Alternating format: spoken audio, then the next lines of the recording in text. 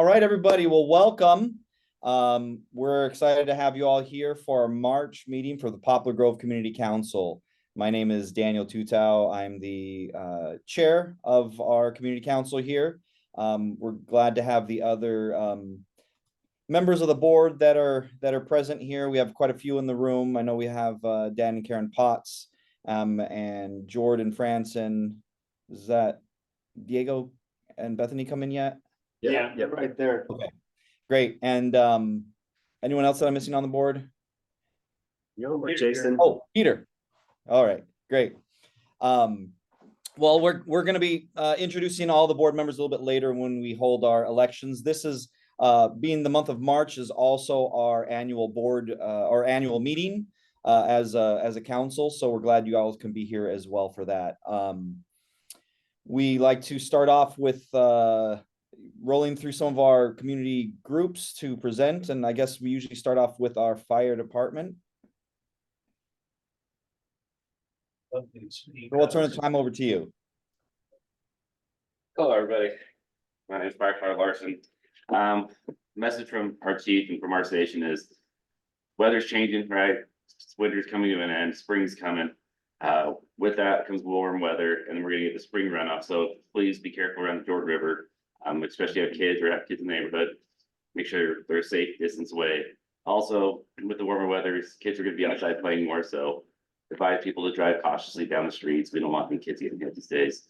For a monthly report on runs, so Medic Engine 6, which is this district's engine, we ran 81 fires calls, and we ran 167 medical calls in this area. So this year, the total Medic Engine 6 is around 520 calls in 2 months. So probably one of the busiest engines in the state. Any questions, comments, concerns you guys have for the fire department? Well, when you say fire, is that this? That's fire alarm, outside fire, or any structure fires. Anything really fire related. Anything that's not a medical call that go on. Yep. It goes under fire. Yeah. Were they all actually fires? I think there's like 1 or 2 actual house fires. Okay. But so There was smoke on the west side over by the prison. You know, I know it's not related to our community right here, but what was that smoke from? I never, I have no I idea. believe that was the duck club. it was a fire. Yeah, they put pragmatics. So it was, I didn't know if it was, what it was. Yeah, probably a control burn. Control. Pragmatics, much like Shane. Sounds good, thank you. Any other questions? Thanks, guys.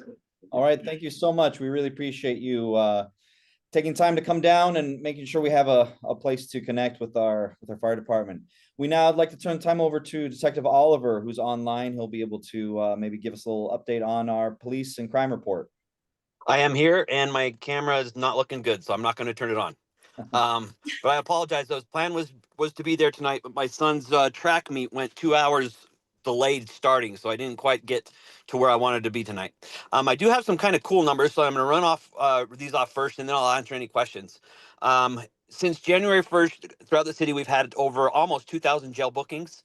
We've had 1,500, almost 1,600 misdemeanor citations and 3,500 traffic citations. So that's across the city from January 1st to this point. Those are new numbers that I've never had before, so there's kind of fun to throw out there.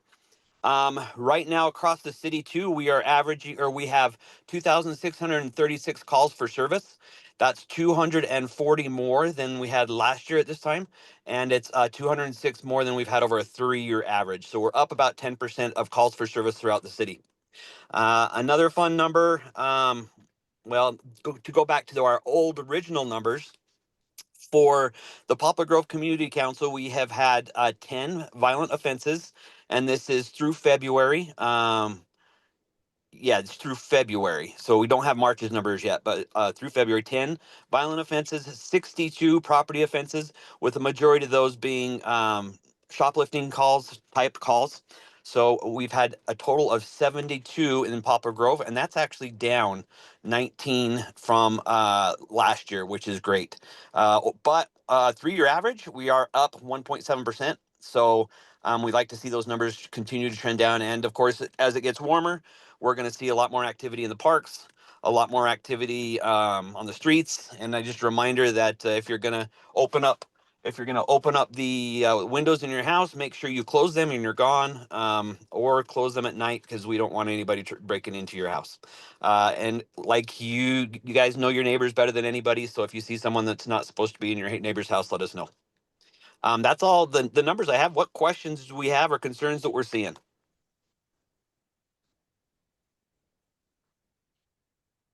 Oh, this is a good sign. Hey, yeah, no comments from the room. That's I don't know, maybe a first in a year, huh?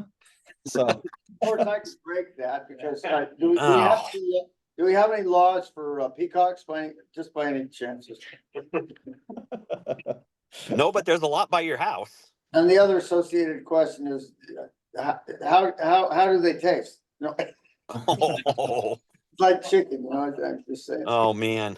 well, that's great. Well, thanks, Detective Oliver. We're glad. I mean, hey, no news is good news. So I'm glad we don't have any major pressing concerns right now. Just we appreciate the work that the police does in order to keep the neighborhood safe and keep things going. Thanks. And you have my phone number, so if you can text or call anytime, please do it. Great.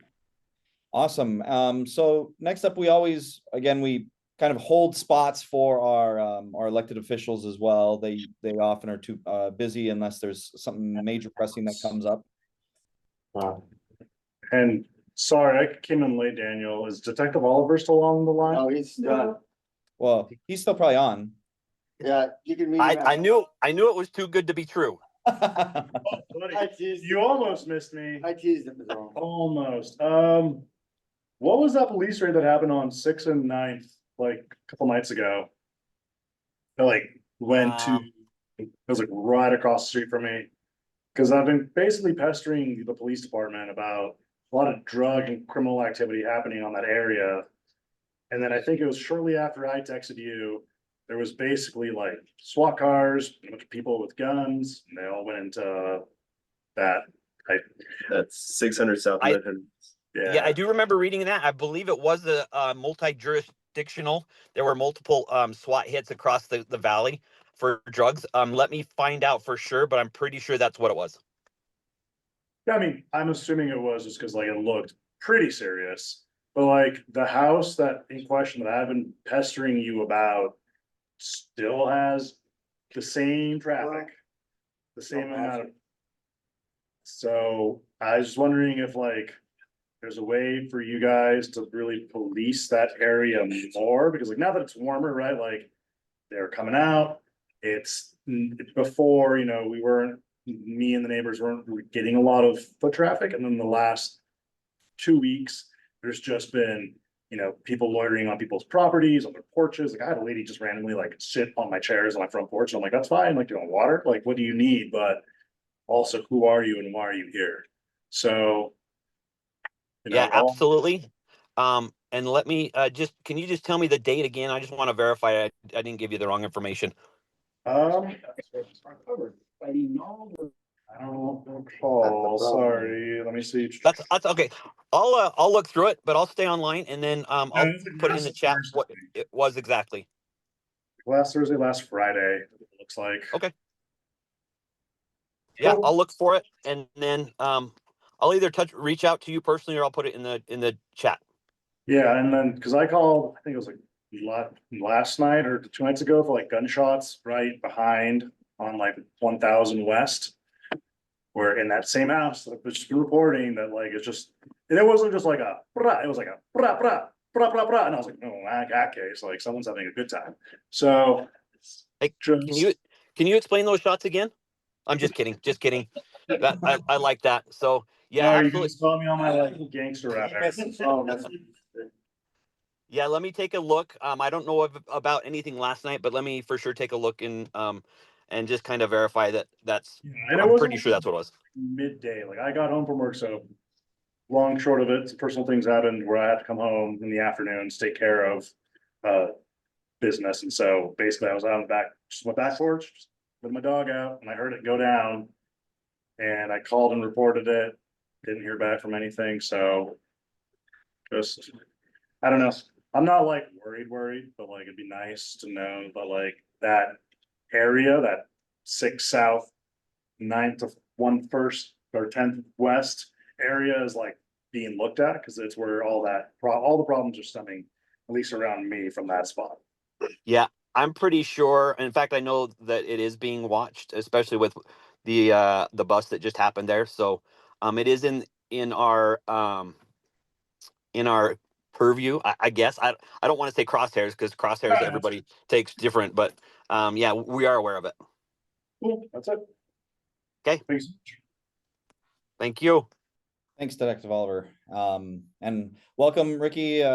He's the vice chair of the council. We introduced the rest of the board earlier, for those that were here at the meeting on time. So Hey, I'm a single dad of like 3 kids. we're, like I was mentioning, we often leave time for legislators who don't make it all the time, but we always, have them on the board. They kind of, we have a couple of them that cover our neighborhood, so we like to roll on. And Alicia, who is here from the mayor's office, we're probably gonna have to skip her slides and then come back to them. She has some Lent related activities, and so she'll be here a little bit later in the meeting. So we'll come back to the mayor's report, because she always has a lot going on there. Maybe we'll jump right ahead into just seeing if there's anything. I don't think the city council's here. Alejandro, anyone from there? No intern. Okay. I think the meeting's over, but no. So again, we have I mean, that's Alejandro there. If you have an issue with something that the city council covers, he's the guy for that. Anything, Ricky, from the Sorensen Center? Unfortunately, since mom hasn't been working for the last month, she shattered her knee. Multiple places, like, so no, I can't. I couldn't tell you. I haven't been there in over a month, so. Okay. We also have the other side village that's in our neighborhood that's continuing to get established there. We haven't had any news, so no news is good news in my opinion. Do we have anyone? That's where my Neighborhood? drugs. I never seen this vacant. Neighbor works. And certainly, Okay. All right, Yeah. so just as far as Poplar Grove neighborhood updates, we have a couple little announcements, and then we'll jump into the elections, which are always so exciting. So yeah, we still have I'm not 100% sure if this is still happening. So just if you see things happening at the Sugar Space, which is up sort of just north of 200 South, it's between 200 South and North Temple, in that area there. They have a lot of different events and festivals and things. It's good to support local organizations and venues like that. We wanted to mention the Hartland Festival as well, which is coming up on April 26th. That's held down in Glendale at the University Neighborhood Partners Hartland Center, which is 1500 West and 1700 South.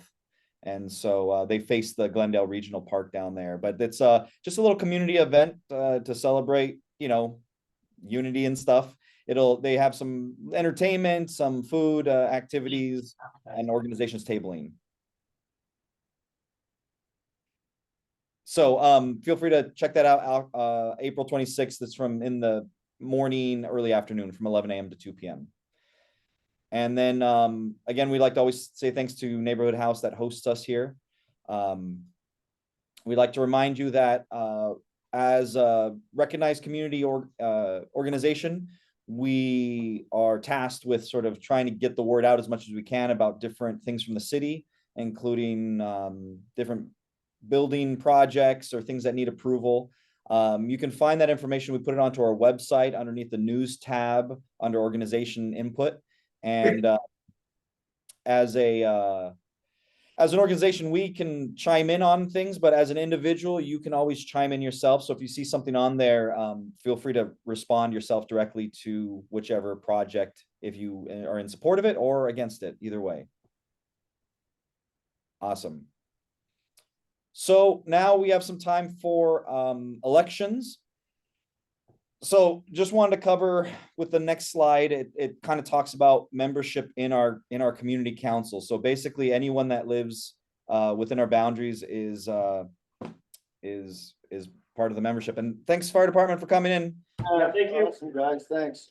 And so it's any resident 18 years or older who lives in the Poplar Grove boundaries, basically. So it's from the I-15 on the east all the way out to basically the city limits on the west, and then from North Temple on the north down to the 9-line trail, which is about 940 south. And that's all our community boundaries. And so whether you know about our actual meetings or anything, you're still part of the council. And then we have a board that is elected to represent and work on behalf of the council as a whole. And so in this meeting, we were going to ratify some new board members. When we have people added mid-year, then we have to vote to ratify them in our annual meeting in March. And then we have a couple of the executive board positions that need to be elected or re-elected as well. And so on the next slide, you'll see that we have 4 new board members that have been added between last year's meeting and today. That's Jordan Franson, Peter Makowski, Diego Pardo, and Bethany Pardo, who are all present here today. And then for re-election, every 2 years, every board position is theoretically 2 years, unless you resign sooner than that. And then we renew or re-elect you every 2 years on a rotating basis. So half of our board are on odd years and the other half is on even years. And so we have Jason Seaton and Esther Stoll who are up for re-election as well. In the past, we've done a whole sort of online platform voting thing, but I figured it'd just be easier since it's we didn't have a lot of debate going on necessarily yet to just do a vote by those present with an ayes and a nays if anyone was opposed. Yeah, I make the motion that we vote people in by acclamation. Great.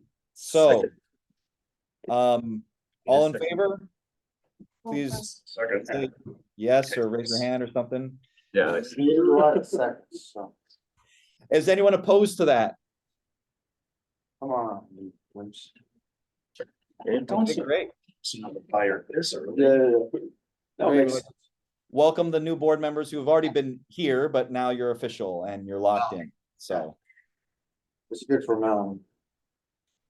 great. So the two we're actually going to be voting on 3 of the 4 executive board positions. The 4 positions are chair, vice chair, treasurer, and secretary.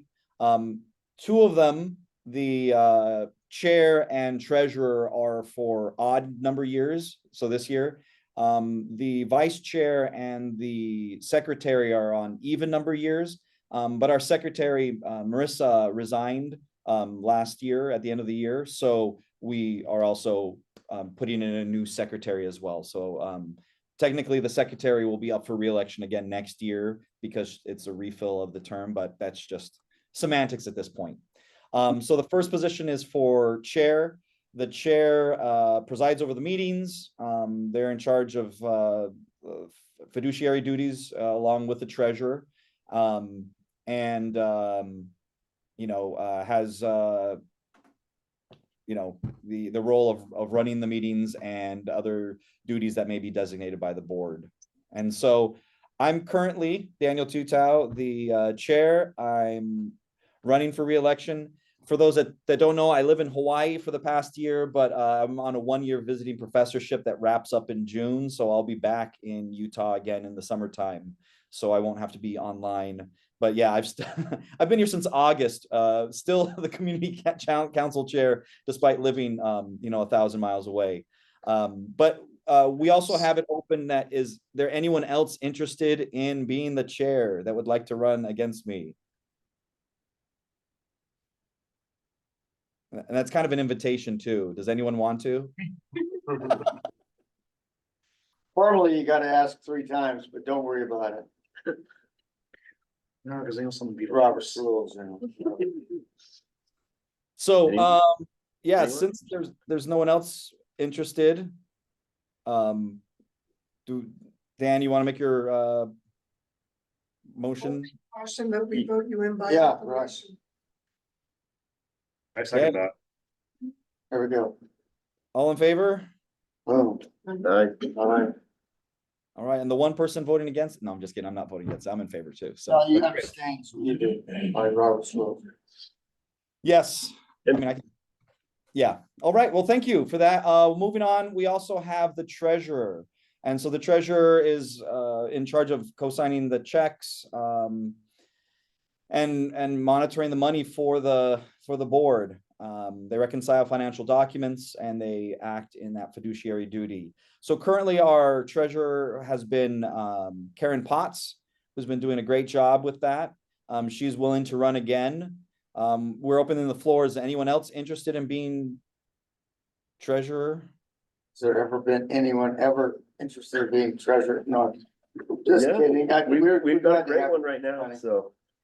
It's awesome having her. It would be nice though to like actually get like, A real, like like little like mentorships going on so that when like people Yeah. do want, like if you express interest, yeah, then like, you know, you can show somebody sort of the ropes so that way when it comes time to election, they can jump in if they want, or, you get sick or something. yeah, or you get sick, God forbid, Something you happens. move to Hawaii. Yeah, nice shot. Sandy. Well, and for just in our bylaws, it mentions that some of the positions, for example, specifically the chair, has to come from a previous board member. So it wouldn't just be someone coming in from nowhere. You would have to be on the board first before you can take the position of being chair. But since no one else was running, I figured it wasn't a big deal. But that guys, we're just opening this up to say if anyone is interested in sort of learning about the board or being on the board, you're welcome to get voted in as well. So so with that, do we have a motion for Motion to vote on Karen Potts for secretary. By acclamation, By acclamation. Thanks. I'll second that. all right, great, all in favor? Great, any opposed? She's killing it. All right, the ayes carry it. Why reinvent the wheel? All right, and the last position we have is the secretary position. So the secretary, according to our bylaws, keeps minutes of the meetings, notifies members of meetings, and performs other functions as that is incident to the office. And so, great. We've been happy to have Bethany willing to take that on as of last month, and is wanting to do that. Are there anyone else wanting to run for that spot? Diego? Maybe. Don't do it. Leave it alone. All right, can we get a motion? I motion. I'll make the second.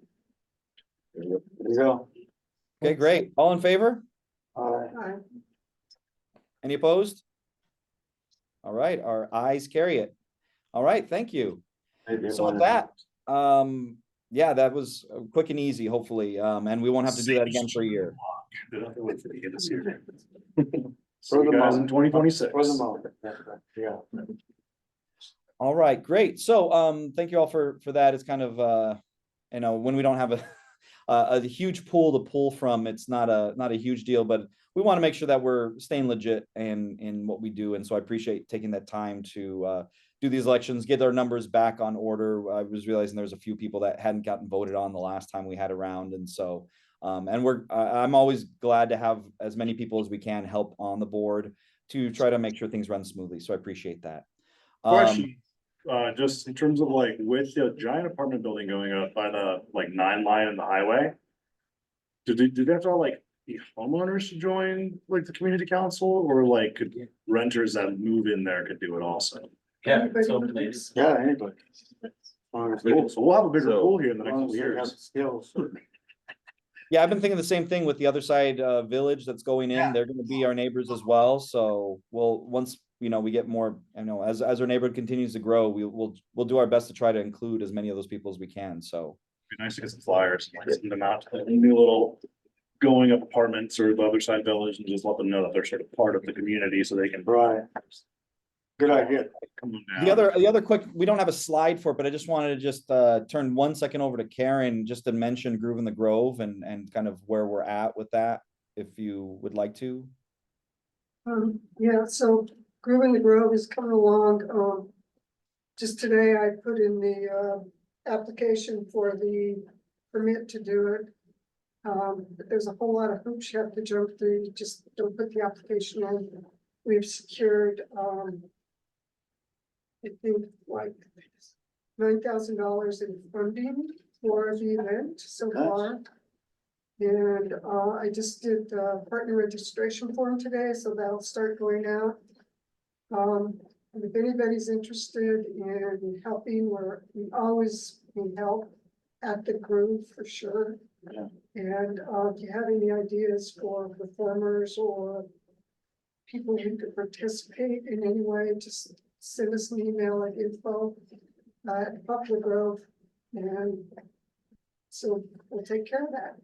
I have an idea. You could train the peacocks to do a show. Wouldn't that be cool? No, you can I try. think Charlotte just volunteered for that. I'm not getting Just watch, you know, Dinosaurs in trouble. maybe they'll come. Hang out. If you build it, they will come. Still wanna know how they taste. That's great. And as a reminder, Groove in the Grove is our annual community celebration that we host. It's we've started holding on the final Saturday in September. And it turns into a block party out in front of the police precinct. We provide food and activities and entertainment, and it's another time to just celebrate our diversity in our neighborhood. So you don't have to be on the board to be involved with planning that activity. So if you have any interest in any of those things that I just mentioned, feel free to reach out to us. We'll, find ways of utilizing whatever efforts you'd like to join in with that. Well, and also, Daniel, we've invited over the years, the Glendale Community Council to participate in our group, but I think they've moved on and they have their own event right now, right? How many years have you guys been doing that over there? Are you talking about the arts? Yeah, well, you got a festival, Yeah. like a night out, ours is a night out against crime event. Yeah, that's specifically for the arts, like subcommittee. Okay, all right. Kind of for like that project, but, Anyway, you're always welcome. Right, Daniel? yeah. Anyway, I guess. Yeah, no, it's great. It's great. We love to team up with Art chair. whoever we can. We'll be All right, great. great. Hey, Daniel, Yeah. I did get Karen's email and we are reserved for that night. So you have all of the buildings or the rooms that you need. well, Awesome. Thanks for that update, Detective Oliver. All right. So Alicia is not there yet, right? She said she would come a little bit later. So we'll just start rolling into some of our public presentations. Maybe we'll turn the time over to Bethany first, if you'd like.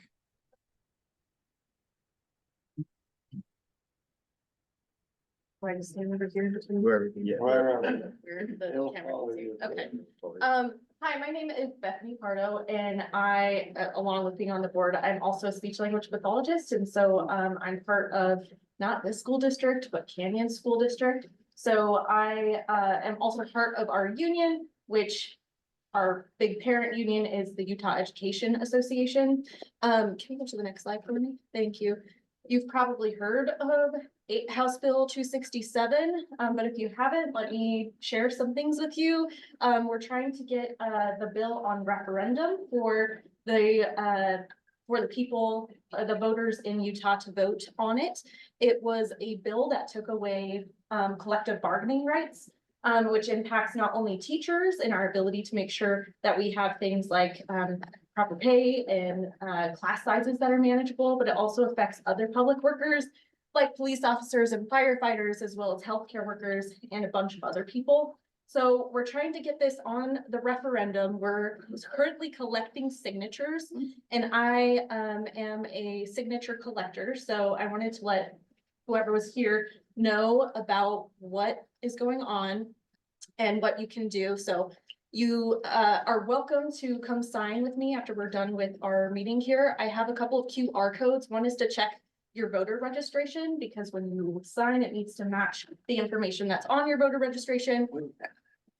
And you also need, I have a copy as well. You need to read the law or at least look through the law before you sign it. So anyone who's interested, I will be hanging out after the meeting to get some signatures hopefully. I also have a petition here to help gather signatures, so. Oh, we got competing. Yeah, we got a nice. We should all be signing. We got a nice. Most clipboard. important things that we can have. So on it our- takes- So I sign that immediately. Sometimes. How many signatures do you need? As Oh, many as we can get. 45? We need, 200, at least 200,000. I don't know what the word is, but they have to be like. Ratified is not the right word. Do you know what word I am looking for is? They have to be like verified. They have to be verified. So I think we're trying for like 400,000, but so basically it amounts to 8% of the registered voters in the state. But it also has to be spread out in at least 15 of the 29 districts. Counties, yeah. Yeah, How close? Yeah, they're trying to make it as hard as they can. it's one of the most difficult referendum That processes sucks. in the US. So as many as we can get. Yeah. When do you have to have it done? I think we have until basically the middle of April. 30 days, right? Yeah, 30 so we days, have 30 yeah. days. You We do- started on the 15th. Yeah. And how far are we? How far? We started on March 15th. No, how many, Oh. figures we got? Oh, you gotta know that. That way you can Because get people I'm to just gonna grab donate our signatures. I'm not. or sign something. Yeah. Any other questions? Okay. Great, thank you. Thanks, Bethany. We like to support issues that are important to those that are here in our community. So again, if Bethany had asked like, hey, it would be okay if I brought this up. I was like, you're on the board. Yeah, that's why you join stuff, is so you can share that with those that are around. So we appreciate that. We had on the agenda the Parks Department, who probably won't be able to make it today. But we'll turn the time over to Jason, who can report on that, and then also have the time for your actual presentation, which will be the next slides after this. So there was some emails sent to the board about the vole situation. A lot of people call them gophers or whatever. They're about the size of a rat. They have a very short tail and they like to dig up our parks. They are working on a plan now. They're gonna start testing in the parks. CO2, you're gonna blow CO2 under the ground through the burrows and just suffocate them, basically. They'll fall asleep and that'll be the end of that.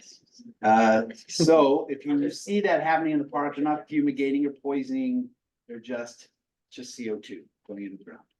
So that, and then they're gonna come next month and tell us how that test is working.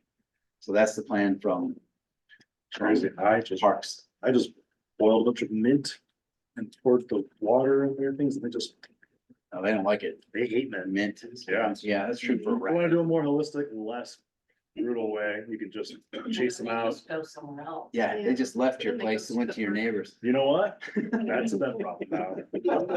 Exactly what happened. They all went to the park.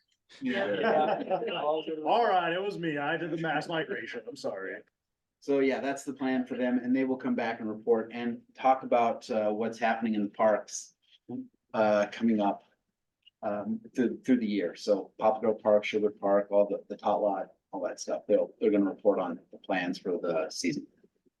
So that's that. for the- It's not just the parks along the parkway too, between like 700 South and Indiana, it's amazing. There's infestations all over Yes, pretty bad. the west side. It's Yeah. just amazing. Yeah. It's just totally amazing. So it's just like, who's telling that? What are we gonna play? They are a sudden invasion. They're just multiplying crazy and it's gotten out of hand. And Well, ruin they're the still a grass native, for there's soccer. two species and they're both native, so Yeah.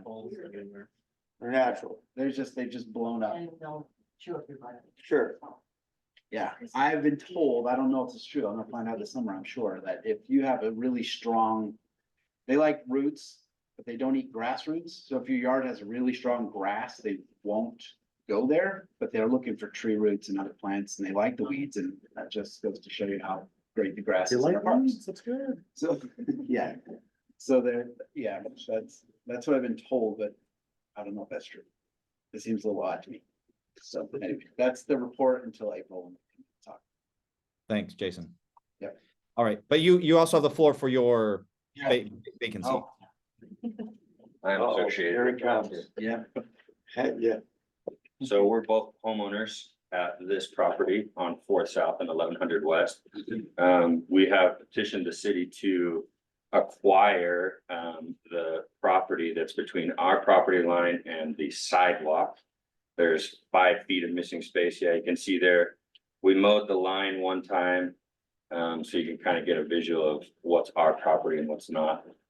Our main motivation to do this is because we have for over 2 years now been attempting to build a new home on this lot. And the city has denied variance requests, plans that we've turned into the city.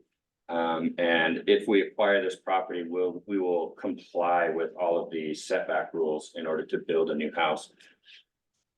So this is kind of our last ditch effort to be able to build a new house there. We want to do this because if we don't get the land, the city wants us to remove 3 feet of width of that current house that's been there since 1906. So that's the dilemma that we have there, is they want us to make that house much smaller. Yeah, that's in our rebuild scenario. Yeah. If we rebuild the house, those setback rules make it even smaller. Which the setback rules, as identified by planning, says they are arbitrary. They just select those rules. They don't have a reason or a safety reason or anything for the current rules. They just are because someone said so. Yeah. So this picture here is a land survey that we had done 2 summers ago. And the red highlighted portion is what we petitioned to add to our property. So it's just, like I said, 5 feet of width on the north and east side of our property. We're actually not vacating a street or an alley. That's just what the city coins the term that we've applied for. So that's a good representation of what's there. And the house there is sitting empty, right? Yeah, it's been abandoned Long since like time. 2009, Yeah. and we acquired it like, it's probably been 4.5 or 5 years ago. So yeah, it was abandoned for decades before even we got involved with it. So when we first got involved, in fact, you can see on the survey, the black line down the middle actually represents a property line, and we were able to acquire both halves of the old property that used to be there. We've since put that back together. And now we're trying to build a new home, and the city's rough to work with, so this is the last thing we can think of to get Are that. you doing 1 unit or 2? No one. It will be one, yeah, because now it's just one property, so it will be one house and it will be 2 feet wider in width if we can acquire the land, and it will be approximately 12 feet longer. So, A house for y'all to live in? yeah, the plan is for one of us to live in that, most likely me and my wife and daughter. So that is the plan. We will have we do want to add a basement to it. And then in the backside, a garage. So you can see on the back where the driveway enters the lot. We want to add a garage there as well. So, yeah. And you can actually see the plans that we entered into the city. I do have those if anyone's interested in seeing what those would look like. We drew some elevation plans and everything else, so. Yeah, it's very similar in scope to match all the other houses on the street. Yeah, it should visually should look basically what it looks like now. It just will be new. Yeah. You can also see this on the website, on Poplar Grove SLC website. It's under our organization input page as well. So just if you're trying to find that information, you can find that online. Yeah, I think those signs that are in those pictures that are posted have a QR code for that link if anyone's walking by or not, so. Yeah, we did ask the city, when I mowed that, they said, well, you need to mow the rest of your lawn. And I said, well, that's not my property. What are you talking about? Well, no, you have to do it. And I said, no, I don't. My responsibility is from the sidewalk to the curb, not this. I don't know what this is. And they didn't like that. So I will continue to push that issue. Have you applied for the vacation? Reputation to uphold. Yeah, this is part of the process for the vacation. So we're right now in a 45-day public notice period, where actually you guys could go onto the link that Daniel was talking about and make comments if you'd like. We did have to do a petition for our variance request. And we had all of the surrounding, I think there was 12 neighbors that we had sign a petition, all of the community council and the neighborhood house, which actually from this building, you probably can see. Yeah, it's Our house, it's like right here across the parkway. And so all of them signed a petition that they were in favor of us renovating this house so that it doesn't look like this anymore. So Daniel, can't we as a community council just write a letter of support? Yeah, we can, but they have, I mean, this is part of the process is they have to come here and tell us about it. Just saying, let's. But it would be really beneficial for individuals to do it as well, because the more feedback the city gets in a positive way, the more likely they are to do this. Yeah, Read all those comments. More paper. Yeah, definitely. yeah, we tried to ask for Variance. a variance to allow us just to build up to the property line, which would be the tall grass. And in that case, it would be just like every other house around. It wouldn't change visually what it looked like, but they wouldn't go for it. So this is the next step. And the variance process is kind of a joke in the city. They just refuse to do it unless you're a big developer, then they'll do it for them. Yeah, so to put it into perspective, right now, the house is 12 feet from the the sidewalk. And the required setback is 10 feet. And right now, currently from our property line, which is the grass, as you can see there, it's only 7 feet. Which is why they want us to diminish the width by 3 feet, which then would only make the house 21 feet wide, which also, to put it into perspective, is a double wide trailer. So, Yeah, right. No. yeah, so hopefully we can get this pushed through. It will obviously make this portion of 400 South look better because it's an abandoned house that has been for 20 years. We do keep people out of that. The neighbors are really good at calling us if anything goes down at that property. We've cleaned it up. We've cut down trees. There was an old shed that was barely hanging on that we took down. So there has been a lot going on there to maintain it. But we would just like to build a new house.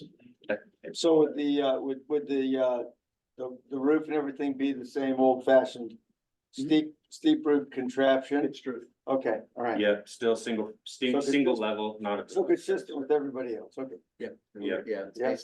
it's basically just a couple feet wider. If we had that property, it'd be a couple feet wider. Yeah. It just, that allows us to have hallways and closets and a furnace. And in a house, you'd have a house. All this luxury housing. you None of get. none of that stuff exists in that house, Yeah, I get it. or has it. You sound like every developer, right? Well, I see you for what It's you 100 are. years old, give it a break. Yeah, so anyway, that's the news from here, I guess. Yeah, good luck. Yeah. Thanks. Okay, great. Thanks, guys. Awesome. Is Alicia here yet? You sound like me waiting for my dad. Okay. Well, let's head back in. Maybe I'll just go over her points, and if she's able to get here, she can add in anything she lost. Again, Alicia is our liaison with the mayor's office. There's always a ton of announcements that come out of the mayor's office. So, I mean, they're important things that we should know about. So if you want to hop back in the slide deck all the way back, That's what it's gonna do. that'll be great. Awesome. So, as has been mentioned the last few months, that we have a new version of the Salt Lake City mobile app. So you can find that online at slc.gov/myslc. And that's useful for different communication things. If there's an issue in the city that you're trying to report, that's usually the best way of doing that, at least for the first step. And then if you have further issues, you can take it from there. So just a reminder about using the app. There were announcements about some new directors that we have, the public lands director, and then the new police chief that have been put in since the last time we met as well. Just by way of announcement. She's previously announced as well the public safety plan. And so if you have any questions about that, you can reach out to Alicia, but that's a piece of information that they've come out with. Again, I'm always one that we'll see what happens when as the plan. There's so many plans that have been made for our neighborhoods. I'll like to see that actually happen. They have a new quiet zones are in effect. They've been reinstated, which is awesome, I assume for you guys to not have the horns going off all the time with the trains. So that's good news. It's actually gone into effect yet. I don't think it goes into effect until like April 1. Okay, I heard trains just the other day. Oh, okay. I was gonna say, I definitely heard. With or without the quiet zone. So if there's ever a UP train parked, they have to blow the train. Right. For the entire length of that. But now it's not. Yeah, no matter what, that's just always. I have experienced it dramatically. Even with the quiet zone. Oh, yeah. And For me, that's first. for train, There has been a reduction, I have too. but and there's a lot of park trains. Is it like this one's not permanent, like they still need to fix something, right? I think they're done. There's only one more thing that they need to fix, and I think they're done. right, but if they don't fix that, eventually this will expire. Yeah. This is a Yeah. temporary Oh, well. contingent on that last thing, but they did have a plan on. Yeah. Just one crossing, is all it was. great. We also want to mention that the Salt Lake City Arts Council often has different grants that are open, and so they have another one for nonprofits that are doing art projects in here. Alicia had just joined. Oh, okay, Alicia, Alicia. Hi. great. We're about we kind of held off for as long as we could. We started running out of stuff, so we started working our way through your announcement. Wonderful. Thank you so much for doing that for me. I just came back from a religious event for Lent season. So thank you for supporting me in the introduction of the first few slides. May I continue on? Yes, please. The floor is yours. Oh, wonderful. Hi, everyone. Sorry I couldn't be there today. Let me see. Let me take off. If you swipe to the side, you might be able to see what. Here we go. Hi, everyone. For those of you who have not met me before, I'm Alicia. I'm your community liaison to the mayor's office. So as you all were talking about grants, Daniel brought up the fact that the Arts Council is making available a general operating grant.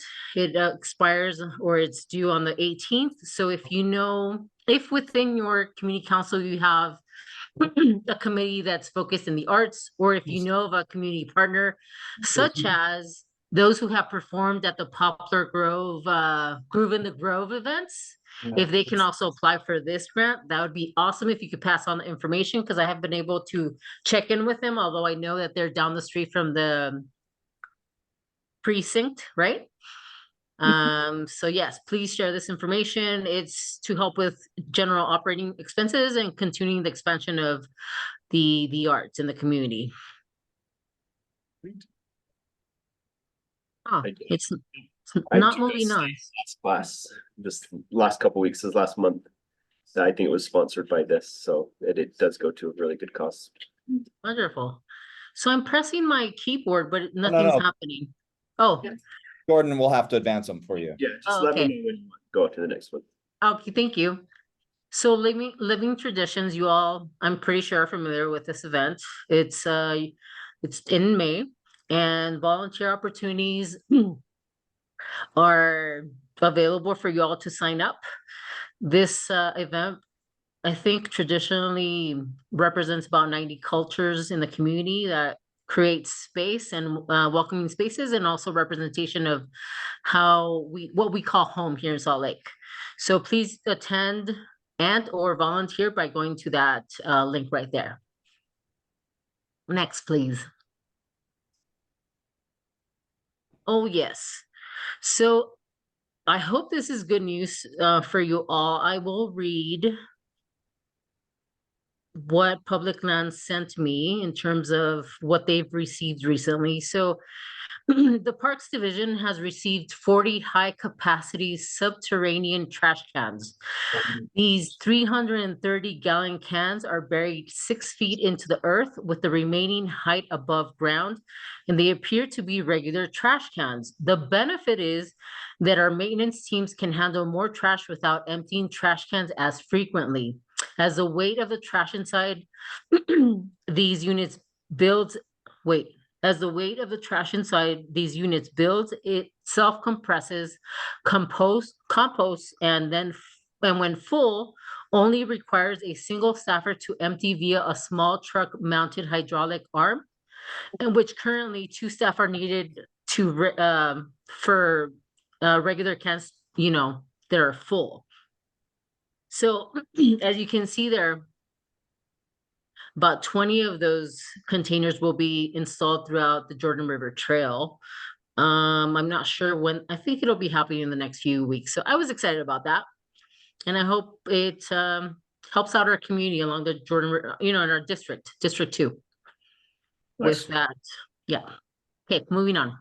We have one question from Jason. Oh, yes, If, let's say someone throws a TV in there. Or a TV. I don't know, that hole's pretty small. Does it fit? Would it fit, you think? These people throw all kinds of things in those trash cans. Yeah. So I'm just wondering, is this gonna be a problem later? That's a good question. We'll see. Right, You know- we'll find- So on a weekly basis, I report to the mayor questions, concerns from the community that she might be able to ask from her senior staff or that I can investigate, but for her to be informed. So that's a good question I can ask from public lands, and perhaps senior staff knows the answer, so I can report back in our next meeting or send out an email. But yeah, I'm not sure how these operate. If you can see on the picture, there's a small portal or door. So yeah, I'm not sure how they would handle that. This is new to the city, so we'll see. I hope it works and we don't have many issues. So this is an experiment and they're like just trying this out. Is that what it is? Yeah, I can make guinea pig noise. Yeah, basically, they're going to put, maybe not an experiment, but they have 40. 20 are going to go along the river trail, They almost look like. and then Can. 20 elsewhere. And so they're just probably going to be in areas that do get a lot of trash or that have a lot of high volume without a lot of normal, like the big things.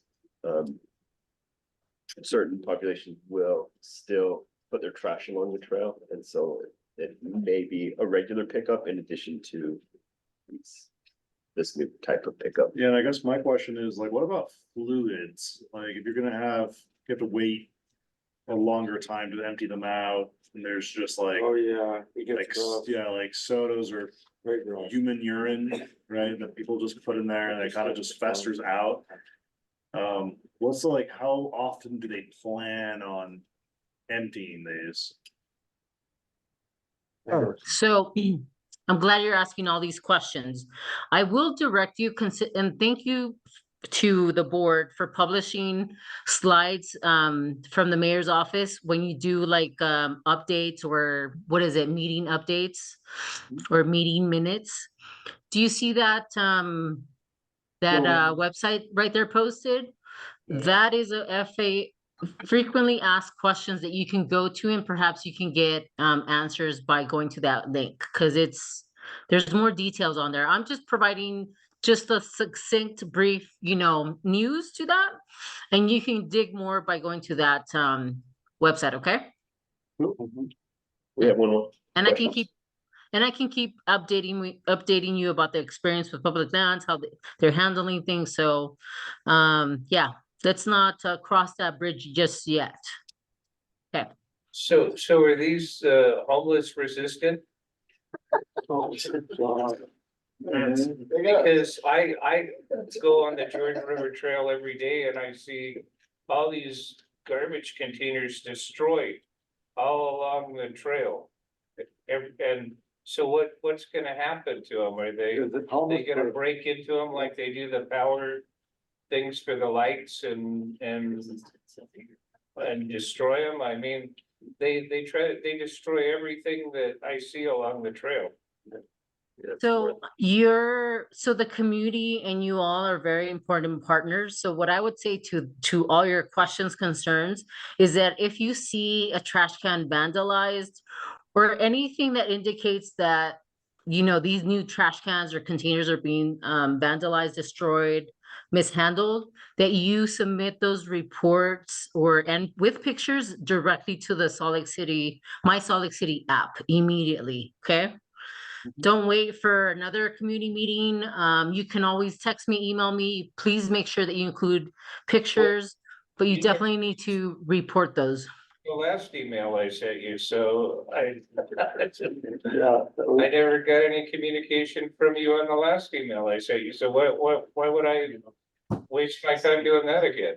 What topic was that about? That was about the products that we were able to order for the Salt Lake Creek.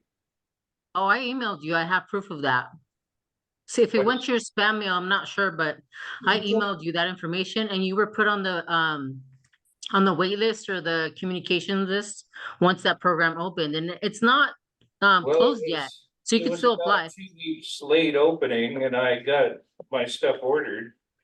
But it just you had told me after the meeting that you were gonna email me and you didn't I did. you didn't email me, so I didn't Well, I did, because I have proof of that documentation, that email, because I created a case and I posted everything that I emailed you. So I'm sorry if you didn't receive it. I can't control where it went. So yeah.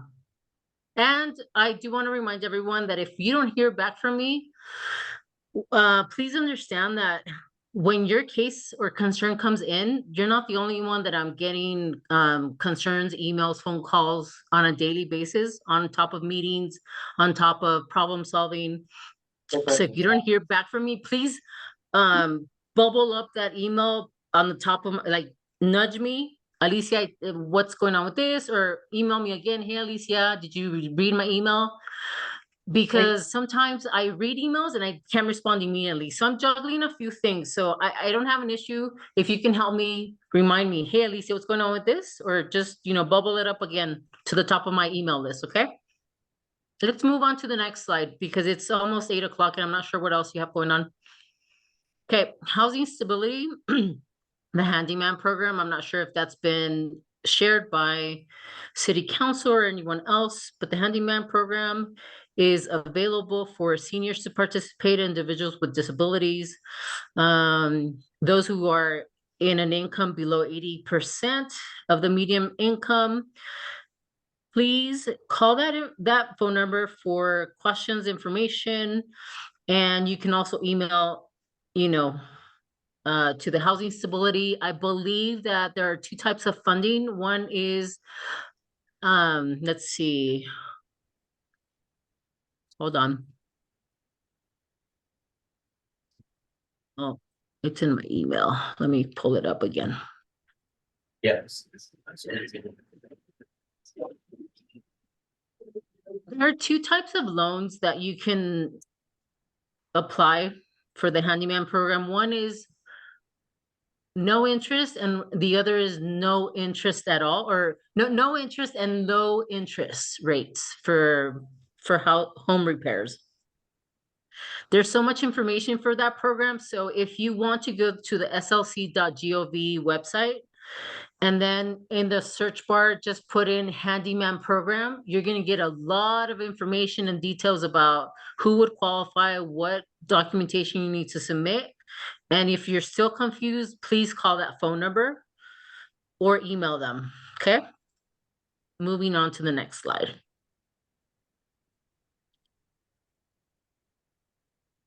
So the mayor is inviting you to Bike to Work Day. The next event will be May 22nd at Bend of the River.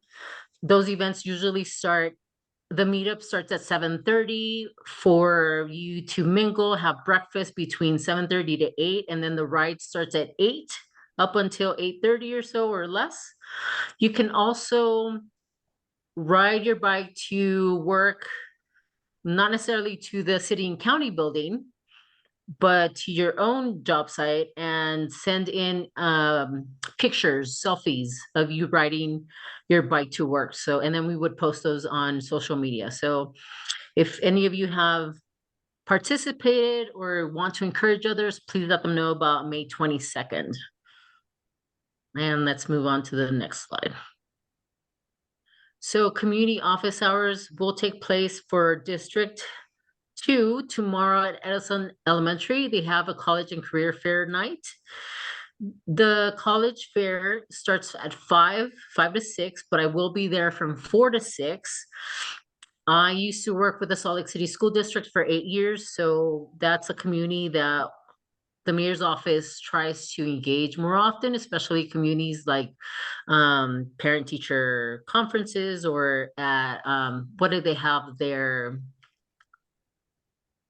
School improvement committee, SIC or something. So I'm trying to get more into schools, and this is a great opportunity. So if you want to come by tomorrow with family or send a friend or a neighbor that wants to speak to me in person, make recommendations or ask questions, I will be there from 4 to 6. And the address is right there.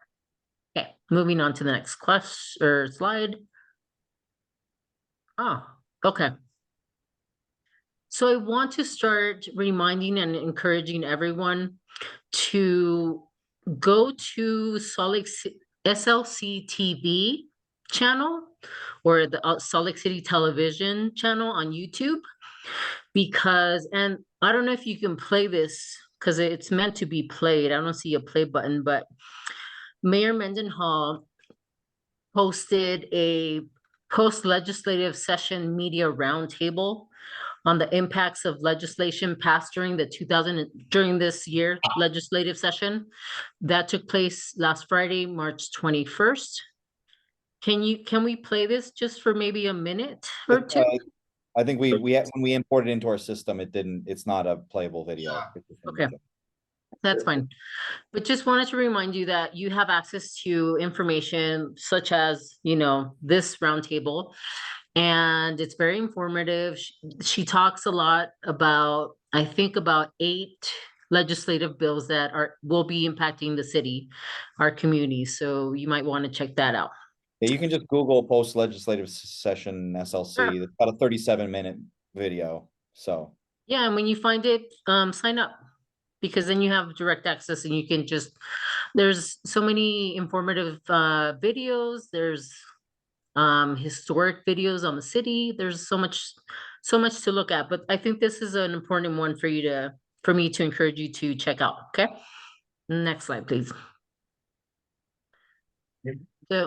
So this slide, I thought that as city council complements the mayor's office with information and support, I also wanted to start publicizing or sharing the city council's information on my slides. And that council session, working session, took place on May 4th. And this is where Chief Red was nominated and approved by city council to be the next, or is now the next chief, police chief. And so, go ahead. March 4th is all. You said May, so March. Oh, I'm sorry. March 4th. Yes. Thank you. True. Thank you for that. So yeah, you can also Google SLC City Council session on YouTube, and this is the first video that comes up. It's the most recent one, or maybe, yeah. The meetings are usually an hour or 2, but it's just interesting for you to watch, maybe even, skip ahead and look at certain interviews or just information that other senior staff in the mayor's office reports on that I might not necessarily cover in this meeting. So just wanted to remind you that that's available for you to check out. And then the last slide, that's my information, my contact information. So thank you for this time, and I will take any new questions if you have any, or concerns, recommendations. Doesn't seem like it. all right, well, thank you so much, Alicia. We appreciate you tuning in despite being super busy. It's a busy season, but I'm glad you're able to still get on and save me from having to stop through the rest of the slides. So appreciate that. I appreciate you too. Thank you for starting for me. I'll stay on for another few minutes. Great. Yeah, so she's a great resource. We appreciate all the work she does to make sure that we stay connected as a community council. There's a lot that comes through the mayor's office to us, and so we appreciate being able to pass it on to you.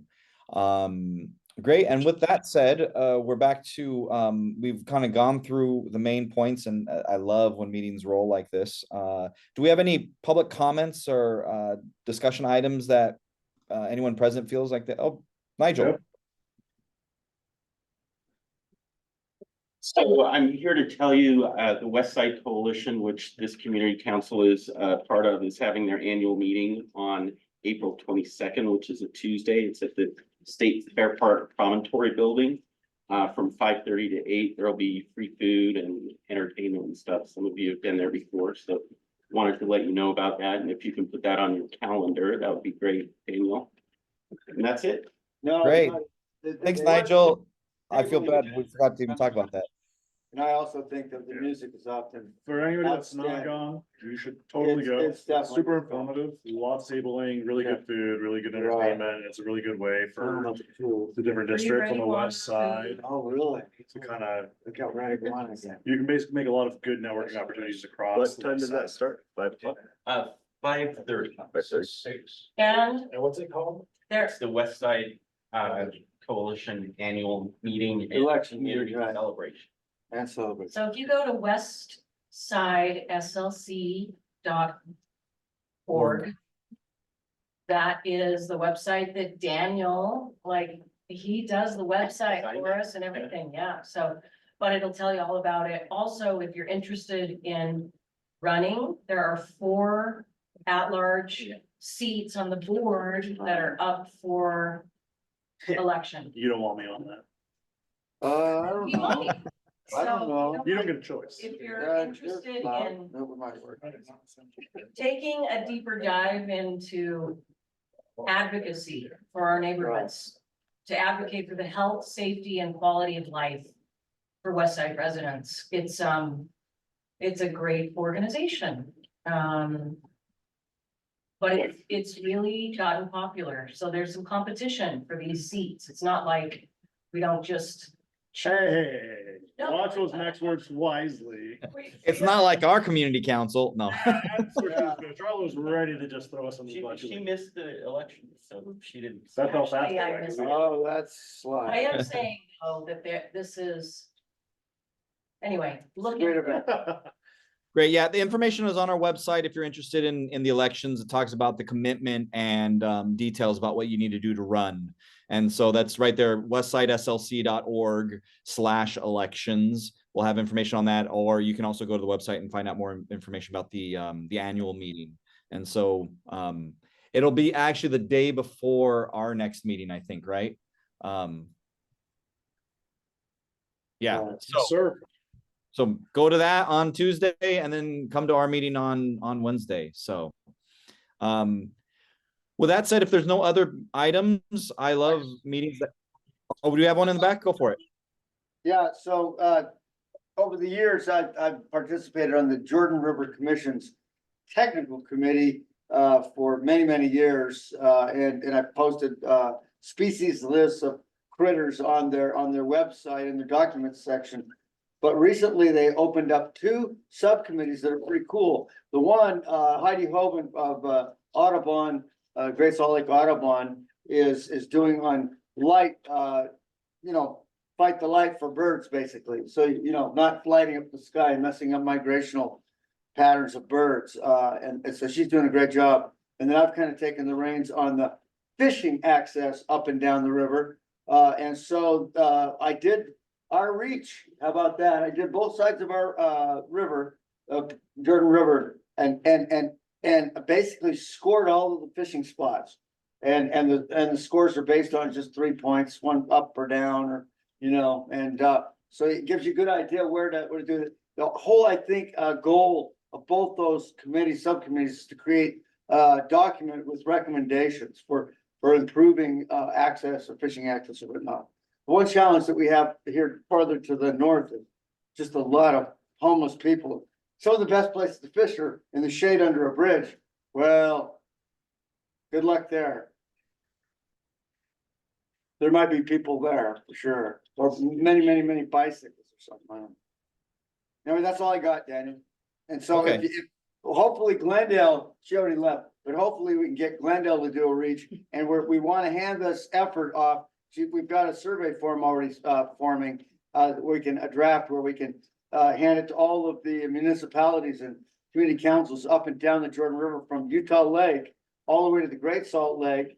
And because the fish on the upper reaches of the Jordan River are absolutely outstanding to eat, but the fish on the lower part of the river are just great big fat carp. Really big carp, 20 pounders. But anyway, so that provides people sport and food, and so it's kind of a cool thing that Jordan River Commission is doing. Great, thanks, Dan. Do we have a comment in the back? Yeah, I'd like to comment that the group of the Grove is one of the few times when you can actually meet our representatives and talk to them. Yep. Alejandro doesn't show up here, hardly ever. He's a part-time worker and he makes $70,000 a year and he can't show up here. He makes more than most of the people in the Grove, and he can't show up. And I'd like to see the city council and the mayor aggressively work and lobby the state to get a mental health facility so we can, I talked to a police officer and he said, one day he brought a mentally ill person in 3 times. He was released 3 times. We need a facility, and I had lobbied. Sir, there's one opening on this Saturday. Hello. It's next to the jail on 33rd South. How about that? That's cool. And that's, our city can use That's that the too. one. How Yeah, big that's is the it? How many people could they? I don't remember, but they're having a grand opening that's open to the public at 9 AM. Okay, and how's that being funded? Yeah, anyone you want to From the Camp Gardner Foundation. Yeah, anyone you want to come in, bring them. You're next. It was their plan B when the county, the bond for the county facility failed after that failed. That's good. Great, to know. Jason. So that's ready to open. Yeah, that is good to know. It's been a void. I agree. Accommodated for a long time. And in our neighborhood where we have, the Jordan River Trail, and you get people there just completely whacked. It'd be nice, but there are certain rules that actually, deal with mental health. Yeah, and now they have a place to take it. Yes, but there's certain rules too that Reagan put into effect, and that's why we lost our mental institution at the outset. And those laws have to be addressed too, so that we can keep them in the mental institution and don't allow them to sign out. Yeah, I think it's a 48-hour. Yeah, they can sign themselves out if they want them. They can go out and, terrorize neighborhoods and frighten people, because this is what Ronald Reagan, the law that he put in there. We actually had at one time, big mental institutions that were self-sustaining. They actually. It's like, how do you determine someone is mentally ill? Someone could say you're. Yeah. Yeah, I mean, that was the problem. That's why we're. Very innocent people, Jason, do you have another comment? Yeah. Yeah, this is a little crazy talk here. So. Crazy talk. Yeah. So I've been looking at and addressing issues and kind of collecting information about issues with the city. And Dennis Ferris was saying, you can't do an east side, west side thing. And I said, no, Dennis, we really should, because you start looking at the physical properties of the city, even when the city creates them.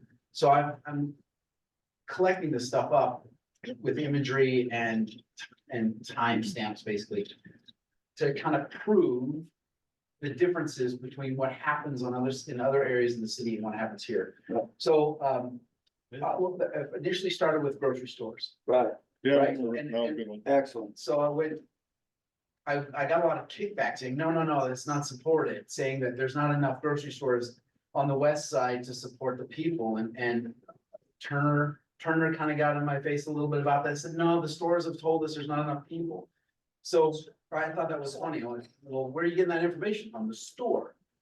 And that was Smith's particularly. So I went out and I looked at data, and I put a map together with the census data to compare areas of population.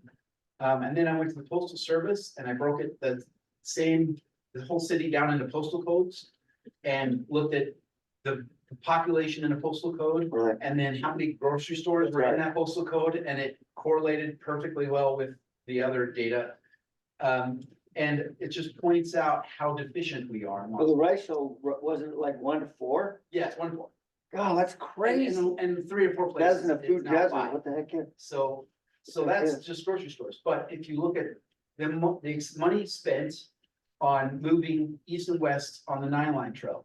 From Third West East, they spent millions and millions of dollars making a concrete trail with signage and a stripe down the middle of it. Yeah. They spent tons of money to make that through, they chopped the end off of Liberty Park, they took it all the way up to 9th and 9th. And it's very nice, but when you get to Third West, it turns into, it's still concrete, but then there's gravel, there's no trees. And then it's just gravel all the way until you go into the train, and then you go through a little grass patch. And then to get out, as you go further west, it just is asphalt through the weeds. And that's done by the city. Like, so, oh, that's great, you have a trail. And there's just the millions of dollars spent on the other side of town compared to here. Now the mayor wants to do a green loop. I'll call it an artificial park through the city to make a loop. Most of that is on the other side of I-15. Yeah. It's probably a great idea, except we have a green stretch that goes through the city and nothing is being done about the river. So I see all of this stuff and I'm like, why is this so hard? Everyone promotes the idea, oh, we can have this beautiful green ribbon through the town, but it's not green. It's not an actual thing. They just don't spend the money here. All the parks, we haven't yet broken ground in Glendale on the big park there. Well, they started moving stuff around, right? Yeah. But, you know, when it comes to this stuff, it's very limited. And the amount of money spent here is much, much less. They promoted the idea of that park being, you know, 27 million, is that the amount, 27? That's good. So the Glendale Park will be available or become available in summer, so they're working at it. It's a work in progress.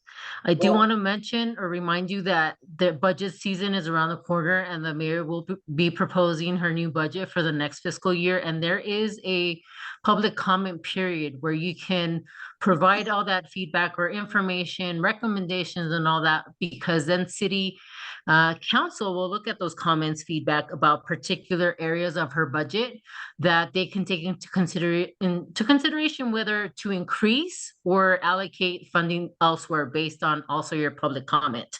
So look for that in May. So, okay, I've done this. So what's the point? The point is that there are things that we can do that are much bigger. And the furthest thing, the crazy talk would be to say, okay, West Side Coalition, let's throw out there the concept of leaving the city. Everything with a Western address leaves the city. I've looked into it with the state, what would require to divide the city up. This is not a new idea. Oh, no. Well, it will not, but it seems like there is a lot of arguments to say, you're not taking care of these constituents. There's clearly a divide in the funds where the money gets spent. And it would be easy to say, okay, draw a line on the western coordinates and just leave. That would make the east side basically a bedroom community with a lot of grocery stores. And then we would have all the tax revenue from businesses because they're all here. So it's a crazy idea, but it seems practical, and all that you really need is consensus maybe to do it enough to get an engineer to draw the new boundaries and submit it to the state. That's the biggest requirement to do that. May I make a comment? State just ripping away worker rights. You think they're gonna allow their city, the side that produces the most tax revenue to just like, yeah, we're gonna go. Well, there's one way to pitch it to their ego, and that's through breaking up the democratic center of the state. Right? I make a comment. Sure. So in regards to Smiths, I hear your concerns. I've heard it from other folks as well. I do see it, you know, that the lack or the limited amount of access to affordable, you know, what is it, nutritious food. Just so you know, I spoke to economic development and to the deputy director of that department, and they are sending a business manager to speak to either the store manager or higher ups about concerns for Smiths, on 900 West. So that's one thing. The other thing is, if you would like for me to schedule economic development, like a program manager to come and speak to you about your concerns of accessing, or having more grocery stores on the west side, I could definitely do that. You just need to tell me, or the board needs to tell me, this is an available slot, and then I could schedule it with economic development to have that conversation, background information and other things that we might not know that is already in the works, and they could probably share with you, when they are scheduled to meet. When was the budget review for the mayor again? Sorry, it was June? Is that when she's doing the budget? Sorry, the mayor, when is she planning on like submitting her budget proposal? Coming up. I think it's like the first or second week of May. Right now, she is, I don't know, it's been 12 or 15 days where she started to speak to different departments to figure out what's needed in each department to propose to city council for their budget, which I can provide a flyer from city council, which I collected today. I just left it in my car right now. But I can send a digital copy to the board so you can post online for those dates and the process and all that. The last thing I wanted to comment is, I understand, because I'm the liaison for District 3, which is Capitol Hill, Greater Avenues, and all that. But I'm also your liaison for the west side. So I know, and I feel it, that the Greater Avenues has many more trees, lots of trees on their side of town. So my question is, well, how can we get more trees on the west side? Because we definitely need more green spaces. I mean, you already poisoned a bunch. So my proposal is that I can also schedule on your behalf for the director of public lands or deputy director to come and speak with you about planting trees. What's their outlook for this coming year for having more green spaces? I know if Charlie's in the room, which I owe you a phone call and maybe also a visit, Charlie, but he recently got a tree planted in front of his home. So he could probably speak on, maintenance or, hosting a tree. But so just to give you an example, there's some homes by Rancho Market that a neighbor was complaining that the trees were removed from that area. And so what I figured out was that the trees were too old, they needed to be removed, but also public lands provided trees to replace new trees and healthier trees, but they weren't taken care by the neighborhood, like the neighbors or the homes where the trees were planted on the public right-of way. So there's several components, like it's income, it's the the commitment of taking care of a tree. So there are so many factors to put into place. There's also a level of like educating the community if it's possible for them to commit or stuff like that. So I can do those two things. I can ask economic development to come and speak to you all about those concerns that you brought up. Can you just do that for next Jason. meeting? Because that way we can Sure. have it before she actually submits her budget proposal, which will then allow us to submit requests to her right through the survey. Yeah. Go, hey, this is important for us. We'd like to submit this now that we've gotten a conversation with whoever, the expert. And then that way it allows us to make a more informed decision when we reach out to the mayor. So they're not like wasting her time with like dumb requests. We can submit more apt requests. Okay, so in April, you want me to have economic development speak, right? On calendar right now. Okay, and also I can have public lands come and speak about all the resources and all the investments that are being done. Having two on of the them west back, side. there's not enough time to cover, and I think that the economic person will probably take more time, and that way that person can have more time to discuss It'll it. have to be the city arborist if you want to deal with trees, but this is much bigger than trees. But yeah, let's do the public, at least the econ guy first, and then we can do like No, I understand. I'm not gonna schedule them both for next month. I'm just saying, then the following month, we can talk to public lands because Yeah, obviously. there's a lot of investment being done on the west side, but you need numbers, you need information that perhaps not being published on social media or enough or often, so Yeah, I can bring them to have a conversation with you. So just let me know, okay? Yeah, perfect. Thank you. So Alicia, just, so I lost my thought. All right, thanks, everyone. Well, yeah, thank you so much, everyone. Just, you know, feel free to reach out directly to the organizations that'll help you. And I appreciate you coming in today. We like to keep things rolling. So have a great time and we'll see you next month. Thanks, everyone. Thanks. Bye, Daniel.